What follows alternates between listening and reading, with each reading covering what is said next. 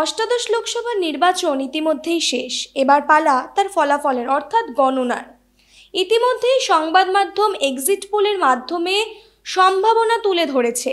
তবে আসল দিন বা ভোট প্রার্থীদের ভাগ্য গণনার দিন কার জয় কার পরাজয় হবে সেটা তো আগামী 4 জুনই বোঝা যাবে।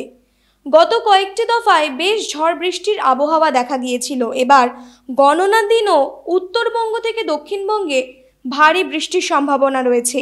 এই নিয়ে আবহাওয়া দপ্তর কি বলছে শুনে নেব। সম্ভাবনা থাকছে, বিশেষ করে কিছুটা বেশি প্রভাব থাকবে পশ্চিমের দিকে জেলাগুলো। দু এক জায়গায় দমকা ঝোড়ো হাওয়া সাথে বজ্রবিদ্যুতের সম্ভাবনা থাকছে। 4-5 তারিখেও বিক্ষিপ্ত বৃষ্টির সম্ভাবনা থাকবে দক্ষিণবঙ্গের জেলাগুলো। তাপমাত্রার উল্লেখযোগ্য পরিবর্তন থাকবে না আগামী 2 দিন। হিউমিডিটি অর্থাৎ আর্দ্রতা বেশি থাকার কারণে অস্বস্তিকর ওয়েদার কন্টিনিউ করবে।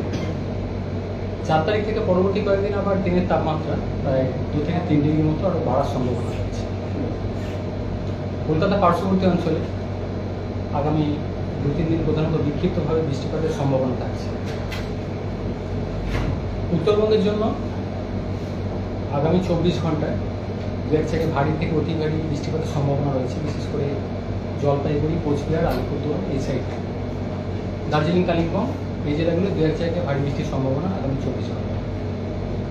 3-4 তারিখেও উত্তরবঙ্গে এই উত্তরের যে 5টা জেলা আছে দু এক জায়গায় ভারী বৃষ্টির সম্ভাবনা থাকছে। যেহেতু অলরেডি উত্তরবঙ্গের জেলাগুলিতে বেশিরভাগ জায়গাতেই বর্ষা প্রবেশ করে গেছে, তো উত্তরবঙ্গের বৃষ্টিপাত কন্টিনিউ করবে আপাতত, এখন কমবে না বৃষ্টিপাত। তাপমাত্রা খুব একটা উল্লেখযোগ্য পরিবর্তন থাকবে না উত্তরবঙ্গের জেলাগুলিতে। দক্ষিণবঙ্গে মানে পুরোপুরিভাবে বর্ষা প্রবেশটা কবে? এখনই ইমিডিয়েট সেরকম কিছু নেই। আগামী 2 দিন বৃষ্টিপাতের সম্ভাবনা থাকছে, বা তারপরেও যেটা বলা হলো মেনলি বিক্ষিপ্ত বৃষ্টিপাত বা লোকালাইজ ধরনের বৃষ্টিপাতের সম্ভাবনা থাকছে। দক্ষিণবঙ্গের সব জেলাতেই বৃষ্টিপাতের সম্ভাবনা থাকছে 2 থেকে 3 তারিখের মধ্যে। প্রভাবটা কিছুটা বেশি থাকবে পশ্চিমের জেলাগুলো, বিশেষ করে পূর্ব পশ্চিম বর্ধমান, বীরভূম, পুরুলিয়া, বাঁকুড়া, ঝাড়গ্রাম, সেই সাথে পূর্ব পশ্চিম মেদিনীপুর, মেনলি এই ওয়েস্টার্ন পার্টটায় প্রভাবটা কিছুটা তুলনামূলকভাবে বেশি থাকার সম্ভাবনা। কলকাতার ক্ষেত্রে আগামী 2-3 দিন প্রধানত বিক্ষিপ্ত বৃষ্টিপাতের সম্ভাবনা থাকছে। তাপমাত্রা সর্বোচ্চ কলকাতার ক্ষেত্রে 35 ডিগ্রির কাছাকাছি থাকার সম্ভাবনা, সর্বনিম্ন 28 ডিগ্রির কাছাকাছি। দিনের তাপমাত্রা আগামী 2 দিন খুব একটা চেঞ্জ নেই, তারপর আবার একটু বাড়বে 2 থেকে 3 ডিগ্রি। 3-4 তারিখেও উত্তরবঙ্গে উত্তরের 5টা জেলায় দু এক জায়গায় ভারী বৃষ্টির সম্ভাবনা থাকছে। বৃষ্টিপাত উত্তরবঙ্গের জন্য কন্টিনিউ করবে, যেহেতু বর্ষা অলরেডি প্রবেশ করে গেছে উত্তরবঙ্গের বেশিরভাগ জায়গায়। দফায় দফায় অশান্তিময় পরিস্থিতির সাথে এই ঝড় বৃষ্টির প্রকোপ যেন ভোটের মরশুমে বজ্রপাত ঘটিয়েছিল। প্রতিটি লোকসভা নির্বাচনে ফলাফল ঘোষণার পর প্রতিটি রাজনৈতিক দল মেতে ওঠে তাদের রঙের আবির খেলায়, নানা সেলিব্রেশনে, অনুষ্ঠানে।